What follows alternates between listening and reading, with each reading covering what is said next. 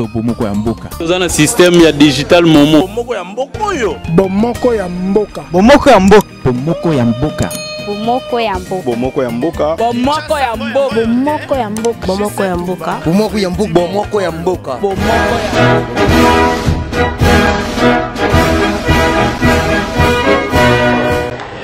Mes très chers compatriotes, l'année 2019 qui s'achève a été pour nous, Congolaises et Congolais, une année de tragédies diverses. Des massacres systématiques à Beni et dans d'autres parties de l'Est de la République. Des cas de décès dus à la maladie à virus Ebola, aux éboulements des terres, aux inondations, aux crashs d'avions, aux chavirements des navires, aux accidents des trains et des véhicules, sans compter certains de nos compatriotes qui ont rendu l'âme du fait de la pauvreté. Je voudrais prier avec vous pour que les âmes de nos très chers disparus reposent en paix. Aux malades, j'adresse mes souhaits de prompt rétablissement. Aux populations sinistrées, j'implore la miséricorde, le soutien et la justice de Dieu. À ceux qui sont incarcérés injustement, je leur exprime mon soutien et les rassure de ma détermination à combattre l'arbitraire. Au-delà de ce que l'année 2019 aura représenté pour chacun de nous, en termes d'épreuves, de peines ou de joie, de succès ou d'échecs, l'entrée dans une nouvelle année reste une faveur imméritée que Dieu, dans sa souveraineté, nous accorde. À lui soit la gloire éternellement. Très chers compatriotes, le 30 décembre reste une date historique pour nous Congolais. Elle représente la date à laquelle les Congolais ont exprimé leur soif de démocratie, leur volonté de changer les Congos, de lui donner des dirigeants légitimes, légaux et dignes de confiance. Plus grave qu'en 2006 et pire qu'en 2011, jamais le discrédit et le rejet d'un pouvoir en place n'a été si fort. Mais également, jamais le mépris de la vérité et la négation de la volonté populaire du Congolais n'a été aussi insolente. La fraude électorale n'est pas uniquement une grave atteinte à la civilisation démocratique. Elle relève d'un banditisme d'État qui, au-delà de détourner, de trahir et de manipuler l'expression de tout un peuple, véhicule dans la société les cultes de la fraude, du mensonge, du vol et du gangstérisme. Je mesure, chers compatriotes, votre déception et je partage votre peine et votre frustration devant ces hold-up électoraux choquants qui non seulement déshonorent notre pays, mais aussi l'exposent à toutes les malédictions. Comme des criminels cherchant à cacher les traces de leurs crimes, ils ont essayé d'inoculer dans notre société le poison du tribalisme et des conflits interethniques. Heureusement, ils se sont heurtés à la maturité du peuple congolais, qui sait pertinemment bien que la crise post-électorale dans notre pays est un conflit entre la morale et l'immoralité, entre le civisme et l'incivisme, entre les patriotes et les fossoyeurs de la République. C'est fini. Nul et personne ne peut plus prendre en otage une ethnie, une tribu ou un clan du Congo comme une clientèle politicienne manipulable à souhait ou comme un bouclier pour asseoir une tricherie électorale. Comme je l'avais souligné dans mon message du 15 septembre dernier, à l'occasion de la Journée internationale de la démocratie, la vérité des urnes, c'est la vérité de nos consciences. C'est l'expression de notre souveraineté et de notre dignité. C'est un droit fondamental à l'autodétermination d'un peuple. C'est un principe et une valeur de la démocratie. Il s'agit essentiellement de résoudre la question de la crise de légitimité de nos institutions et de leurs animateurs, source de notre dérive. Raison pour laquelle j'ai en toute responsabilité mis sur la table la proposition de sortie de crise pour qu'avec les élections anticipées, précédées des réformes urgentes et nécessaires, l'on puisse donner au pays des institutions fortes, fruits de la volonté du peuple.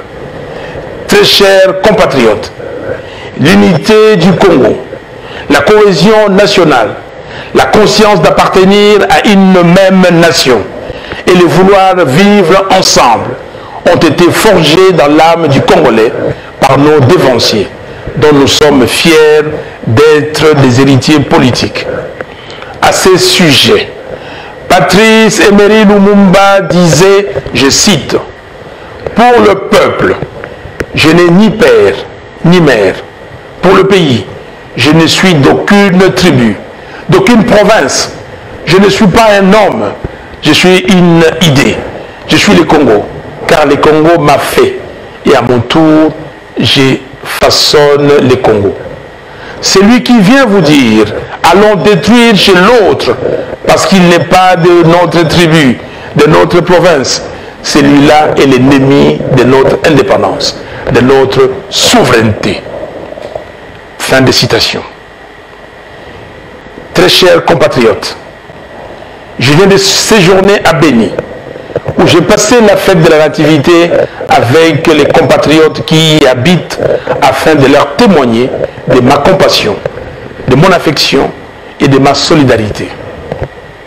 Ce peuple de Béni m'a élu à plus de 90% grâce au vote organisé de main de maître par les jeunes et ceux malgré les manigances du pouvoir qui a trouvé le prétexte hideux pour les exclure du choix de leur président. J'ai vu mes compatriotes meurtris, se sentant abandonnés et ne sachant à quel sein se vouer, mais engagés à défendre l'intégrité du territoire national au péril de leur vie, avec le slogan « Pas de Congo sans Béni » que nous a légué le militant de la Lucha Mouindou Obadi, tué le 23 novembre dernier par la police. Paix à son âme. On tue à Béni, on égorge à Béni, au vu et au su de tout le monde, y compris des FRDC et de la MONUSCO. Depuis octobre 2014, plus de 3000 personnes ont été tuées à Béni et dans les environs par des forces négatives nationales et étrangères. Plus de 10% de la population a fui Béni. Désertés par leurs habitants, des quartiers entiers sont devenus des quartiers fantômes. Manifestement, on veut pousser le peuple Nandé Yira dans ses derniers retranchements, l'exterminer afin que des communautés étrangères s'accaparent de ses terres. Les Congolais de Béni sont convaincus, selon des témoignages que j'ai recueillis sur place, qu'il y a un plan bien ficelé d'occupation de Béni jusqu'au Haut-Touélé, en passant par l'Ituri, par des populations qui seront amenées des pays voisins. Ainsi, on a tenté d'occuper le sud du Lubero, mais cela n'a pas réussi grâce à la détermination farouche des Congolais. Il y a effectivement un travail en profondeur qui s'est fait pour saper l'unité de la RDC. On crée des petits groupes armés dans les différentes provinces afin de les fédérer à un moment donné. On monte les communautés les unes contre les autres pour créer des zones de tension partout. Au nom de toutes les victimes de ces guerres d'agression et d'occupation qui, depuis 1998, ne cessent de martyriser les Congolais et d'affaiblir le Congo, avec plus de 8 millions de tués, plus de 6 millions de déplacés internes et plus de 3 millions de réfugiés. Je demande à M. Félix Tshisekedi Tshilombo de dire la vérité et toute la vérité sur le deal qu'il a signé avec M. Joseph Kabila. À tous les pays épris de paix et de justice, je leur demande de reconnaître le génocide du peuple Nandé Yira. Dans cet ordre d'idées, je préconise la tenue, sous l'égide des Nations Unies, d'une conférence internationale pour faire toute la lumière sur la situation de l'Est du Congo. Dans cet élan, je condamne la précipitation avec laquelle le découpage des 26 provinces a été opéré sans programmation aucune, dans le seul but inavoué de fragiliser les pays, de créer des conflits entre tribus et clans pour faciliter la balkanisation de notre patrie. Ainsi, je dénonce l'idée de la privatisation de la province de Tanganyika, dans le sens de l'ériger en principauté, qui serait un État dans un État, propriété exclusive d'une famille. Très chers compatriotes, peut-on parler de l'alternance, du changement, lorsque les animateurs de toutes les institutions de la République, du président au bourgmestre, sont nommés par un individu? Peut-on parler de l'alternance, du changement, lorsque l'on est contraint de sillonner le monde entier aux frais du trésor public pour exécuter la procuration donnée par M. Kabila, au point de défendre les auteurs de violations des droits humains sanctionnés par l'Union européenne et les États-Unis d'Amérique? Peut-on parler de l'alternance, du changement, lorsque ceux qui ont détourné 15 millions de dollars du trésor public vivent et travaillent paisiblement sans être inquiétés? Peut-on parler de l'alternance, du changement, lorsque les populations du Nord Kivu, du Sud Kivu, de Haut-Ouélé, de l'Ituri, du Nord Katanga et d'ailleurs sont chaque jour systématiquement massacrés comme par le passé? Peut-on parler de l'alternance, du changement, lorsque les tueries de Kamwina Sapu, qualifiées par certains comme un génocide et à la base de plusieurs déplacés internes et externes, demeurent un mystère pour le peuple congolais? Peut-on parler de l'alternance, du changement, lorsque le massacre de Makobola, de Bundu Dia Congo, de Yumbi sont restés non élucidés et impunis alors que les populations réclament justice? Que dire alors du charnier des Maluku? Peut-on parler de l'alternance, du changement, lorsque la souffrance de notre peuple ne fait que s'empirer de jour en jour? Très chers compatriotes, le système mis en place par M. Kabila et ses maîtres n'est ni innocent ni inconscient. Il a notamment 4 objectifs. 1. Affamer les Congolais, y compris l'élite, pour priver les Congos de toute force et de tout moyen de résistance ou d'insurrection. 2. Piller l'argent du trésor public et livrer le sol, la forêt et le sous-sol du Congo aux convoitises des affairistes de tous bords, afin de priver la nation des ressources nécessaires à son redressement et à son développement. 3. Enfermer la jeunesse congolaise dans la débauche, l'alcool, la drogue, les antivaleurs, sans système d'éducation efficace pour la rendre totalement dépendante des autres. 4. Entretenir les désordres au sein du pouvoir coutumier et affaiblir les entités territoriales de la RDC pour pousser les Congolais à détester leur pays, à ne plus jamais croire qu'un quelconque meilleur avenir est possible et donc exposer les pays à la balkanisation économique d'abord et physique ensuite. Très chers compatriotes, notre pays n'est pas géré. Il est livré aux méchants, aux personnes assoiffées de pouvoir et d'argent, sans vision ni valeur. Le mensonge de la gratuité de l'enseignement est un crime contre l'avenir du Congo. Certes, conformément à la Constitution, nous voulons que nos enfants et petits-enfants aillent à l'école sans rien payer. Mais nous voulons aussi un enseignement de qualité, avec des enseignants motivés, en nombre suffisant et des infrastructures adéquates. Plus de 100 élèves dans des salles, des classes insalubres, avec des enseignants démotivés, certains non mécanisés et non payés. C'est cela le résultat de la démagogie propagandiste, pendant qu'ailleurs, on cherche à former correctement les enfants pour qu'ils relèvent les défis de demain. Le mensonge du budget de l'État est un deuxième crime contre l'avenir du Congo.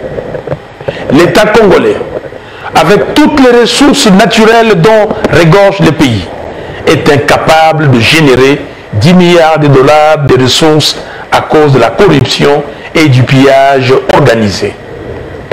Très chers compatriotes, nous avons tout ce qu'il faut pour être une économie productive, prospère, créatrice de richesses et d'emplois. Mais ce qui tue notre pays sur le plan de la gouvernance, c'est les cancers de la corruption et du pillage des deniers publics. Ainsi, au nom du peuple, j'exige que toute la lumière soit faite sur toutes les affaires ténébreuses de corruption, notamment le projet Boukangalonzo, qui semble être la plus grande escroquerie d'État depuis la zaïanisation.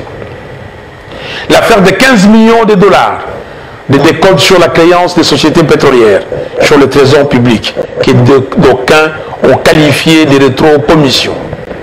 La sombre affaire de 200 millions de dollars, issue d'un prêt contracté auprès d'un individu sous sanction américaine. La gestion de 6 milliards de dollars du fameux contrat chinois. La gestion du projet hydroélectrique de Boussanga, dans la province de Lualaba, particulièrement sur le prêt de 328 millions de dollars accordé au gouvernement de la RDC par les groupements d'entreprises chinoises et le rôle de l'entreprise privée Congo Management dans les 10 projets. La gestion de l'Agence pour le développement et la promotion du Grand Inga, qui gère le projet Inga 3 en toute opacité et sans mécanisme de redevabilité, avec un risque d'endettement excessif du pays. Les procédures de passation et financement des marchés relatifs aux travaux de 100 jours.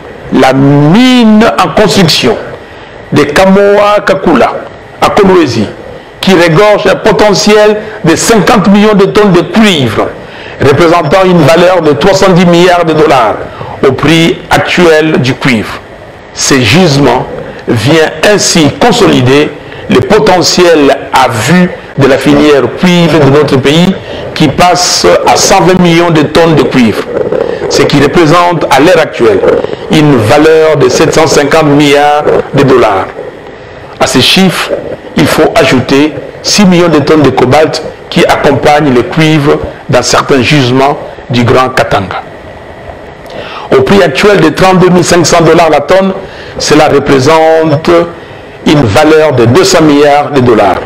La mine souterraine de Kipushi, qui accuse les ténèbres en zinc, le plus riche du monde, 35% en moyenne, et qui contient 4 millions de tonnes de zinc pour une valeur de 9 milliards. Le gisement de lithium de Manono, qui se classe à l'heure actuelle au deuxième rang mondial avec près de 7 millions de tonnes, soit une valeur de 85 milliards de dollars américains. Certains experts pensent même que le potentiel peut aller au-delà de 100 millions de tonnes. Les 350 millions de dollars ayant trait au fonds Vautour FG Hémisphère, créancier de la RDC, disparu dans une banque à Hong Kong. Très chers compatriotes, il y a plus de 60 ans, Patrice Emery Lumumba avait demandé aux Congolais d'agir dans l'unité, de rester debout afin d'assurer la grandeur de notre pays et de léguer à la postérité l'amour de la liberté. Il nous le redit en ces jours. Il n'y a que nous-mêmes, Congolaises et Congolais, et personne d'autre, pour mettre fin à toutes ces hautes trahisons commises par des filles et des fils du pays contre leur propre pays. Il n'y a que nous-mêmes, Congolaises et Congolais, et personne d'autre, pour mettre fin à toutes ces guerres qui, année après année, enferment le Congo dans les deuils et les désespoirs. Il n'y a que nous-mêmes, Congolaises et Congolais, et personne d'autre, pour mettre fin au règne de l'incompétence, de l'insouciance, de la médiocrité, du gangstérisme et de la banalisation, aussi bien de la corruption que du pillage de l'argent du trésor public au sommet de l'État. Très chers compatriotes, notre peuple se distingue d'une manière légendaire par son hospitalité, sa générosité et son caractère pacifiste. Seulement voilà, nos ennemis en profitent pour nous dominer et nous exploiter. Au demeurant, la culture de paix n'équivaut pas à la naïveté, au laisser-aller ou à la soumission. Comme en 1959, en 1992, en 1998, en 2004, en 2015 et à tant d'autres occasions, nous devons nous montrer vaillants et prompts à défendre notre dignité et notre patrie. C'est pourquoi, en ces jours mémorables, je lance un appel solennel à l'élite congolaise. L'histoire nous renseigne que c'est grâce à leurs élites que les différentes sociétés ont connu de mutations qualitatives. Devant les réalités sociales, économiques, politiques et sécuritaires qui sont les nôtres aujourd'hui, plus que jamais, notre pays a besoin de ces enfants qui se sont élevés en connaissance. Le pays vous attend. Quittez vos zones de confort aléatoires qui vous procurent des semblants de satisfaction égoïste. Indignez-vous de la souffrance de votre peuple et du plan machiavélique contre votre pays pour vous engager résolument dans les vrais combats. Celui de défendre la patrie et de bâtir une nation digne et prospère. Faites preuve d'audace, à l'instar de notre prix Nobel de la paix, le docteur Denis Mukwege, qui vient de ressusciter les rapports mapping de l'ONU. Aux serviteurs de Dieu, je vous exhorte vous aussi à sortir de vos zones de confort et à prendre véritablement soin des enfants de Dieu, sans ambiguïté, car un berger qui n'accompagne pas ses brebis n'est pas digne de sa vocation. L'évangile de Jésus-Christ est un évangile qui annonce, dénonce et avertit. Soyez des vrais sentinelles. À la jeunesse congolaise, n'acceptez plus que l'on vous utilise comme des faire-valoir par des politiciens véreux qui vous clochardisent d'abord et vous donnent ensuite des miettes de ce qu'ils prennent dans les caisses de l'État. L'avenir vous appartient et l'État a la responsabilité de créer pour vous un environnement qui permet à chacun de vous de vivre décemment et de rêver d'une vie meilleure pour vous et d'un devenir radieux pour le pays. Défendez le pays contre les agresseurs. Aux Congolaises et Congolais de la diaspora, je vous prie d'unir vos forces, vos intelligences et vos moyens pour venir en aide aux pays en danger. À tous les Congolaises et Congolais, départissons-nous des distractions et de la légèreté dans la façon dont nous appréhendons les questions du pays. Refusons d'être instrumentalisés. L'année 2020 marquera le 60e anniversaire de l'avènement de notre pays comme nation indépendante et souveraine. La question que nous devons nous poser essentiellement est celle de savoir ce que nous avons fait de l'héritage des pères fondateurs qui avaient vaillamment répondu à l'appel de la patrie pour conduire notre nation à réaliser sa première aspiration, à savoir l'accession à la souveraineté internationale. sommes-nous conscients qu'au-delà de notre résilience, de notre espace, que les États sont mortels?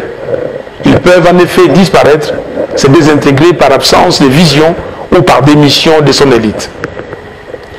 Je demande instamment à ceux qui organisent des séminaires en vue de changer la loi foncière et permettre ainsi à certains intrus d'acquérir des terres à l'est du pays de renoncer à leurs projets macabres. Je presse M. Corneille Nangaa et la CENI de publier les résultats des élections présidentielles, législatives nationales et provinciales du 30 décembre 2018, conformément aux articles 68, 69, 70, 70 bis et 71 de la loi électorale. Ils n'ont pas d'autre choix que de se conformer. J'ai pris le président de la Cour constitutionnelle, M. Benoît Luamba, de dire la vérité, rien que la vérité sur la proclamation des résultats définitifs. À M. Félix Tshisekedi Tshilombo, je l'encourage à demander pardon au peuple congolais et à renoncer au deal qu'il a signé avec M. Kabila. Très chers compatriotes, la lutte pour la démocratisation de notre pays et de l'état de droit que nous menons ensemble depuis les années 1990, intensifiée à partir de 2015, n'est pas vaine. Elle est plutôt victorieuse, même si cette victoire n'est pas encore consolidée. Je salue tous les acteurs de la paix et les défenseurs de la démocratie pour leur engagement sans réserve à lutter pour le changement effectif du Congo. Je pense particulièrement au peuple congolais, à feu le président Etienne Tshisekedi d'heureuse mémoire, aux membres du comité laïque de coordination, CLC, aux jeunes des mouvements citoyens, la Lucha, Filimbi et autres, à l'église catholique, à l'église du Christ au Congo, à la société civile acquise au changement, ainsi qu'à mes amis et compagnons des luttes de la MOCA. J'exprime ma gratitude à nos compatriotes de la diaspora pour leur engagement et contribution inestimables aux efforts de démocratisation du pays et de solidarité nationale. Je m'incline une fois de plus, avec émotion et gravité, devant le sacrifice de nos martyrs qui sont morts pour la nation congolaise.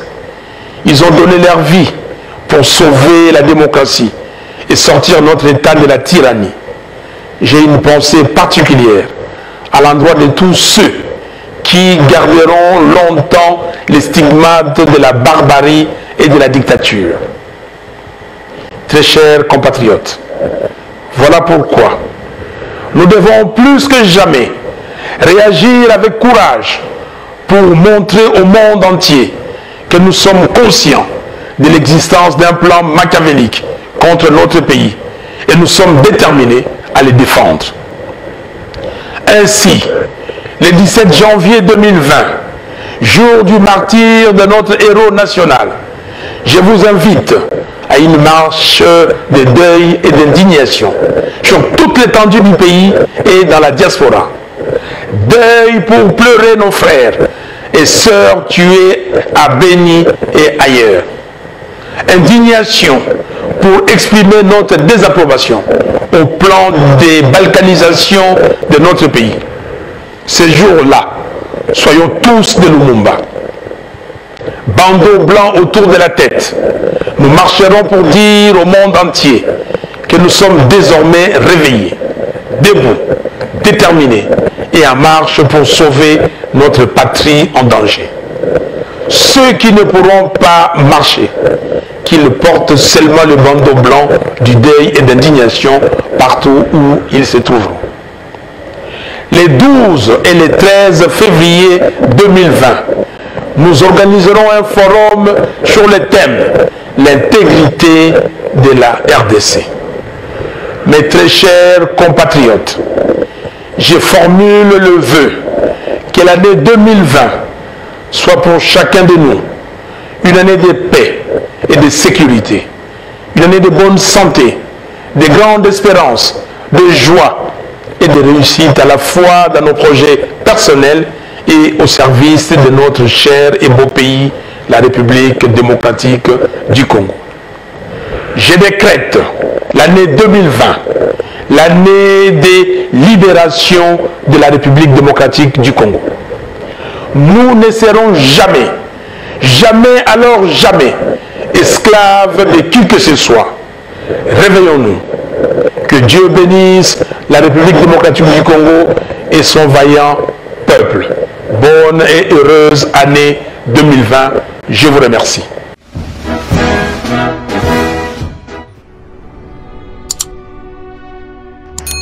Oyo bomoko ya mboka. Toza na système ya digital momo. Bomoko ya mboka oyo. Bomoko ya mboka. Bomoko ya mboka. Bomoko ya mboka. Bomoko ya mboka. Bomoko ya mboka. Bomoko ya mboka. Bomoko ya mboka. Bomoko ya mboka. Bomoko ya mboka. Bomoko ya mboka.